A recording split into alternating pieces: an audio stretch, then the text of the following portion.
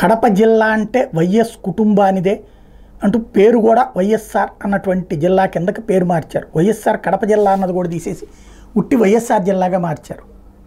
అలాంటి సిచ్యుయేషన్ నుంచి ఇప్పుడు అక్కడ వైఎస్ కుటుంబానికి మిగిలింది 3 లేదా టోటల్గా కలిపి అక్కడ 3 అసెంబ్లీ స్థానాలు ఒక పార్లమెంట్ స్థానంతో సరిపెట్టుకోవాల్సినటువంటి పరిస్థితి వచ్చింది.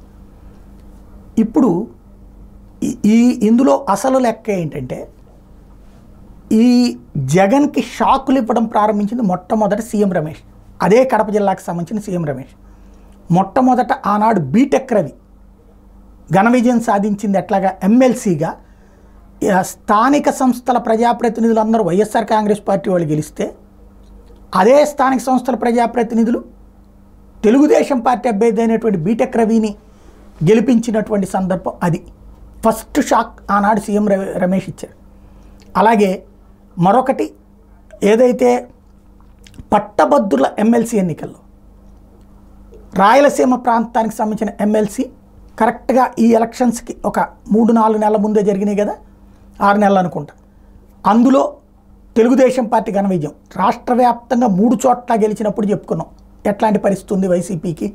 రాయలసీమ రావద్దందే, అలాగే కోస్తా కాదు పొమ్మంది, ఉత్తరాంధ్ర వదిలేసింది అన్నటువంటి. ఇప్పుడు అదే పరిస్థితి అక్కడ తీసుకొచ్చి పెట్టారు. అది దాని వెనకాల సీఎం రమేష్ పాత్ర. ఇవాల్టి రోజున 7 స్థానాలకు పరిమితమైనటువంటి దాని వెనకాల సీఎం రమేష్ పాత్ర ఎంత ఉందో తెలియదు.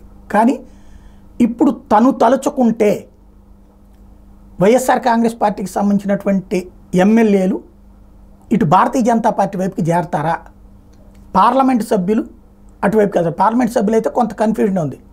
అరకు గీత, తిరుపతి గురుమూర్తి పార్టీ లాయలిస్టులు, అంటే జగన్కి లాయలిస్టులు. మిథున్ రెడ్డి ఇక అసలు ప్రాణం లాంటి, అవినాష్ రెడ్డి కుటుంబం, కాబట్టి కష్టమే. కానీ సీఎం రమేష్ ఏమైనా ఎఫర్ట్ పెడతారా చూడాలి.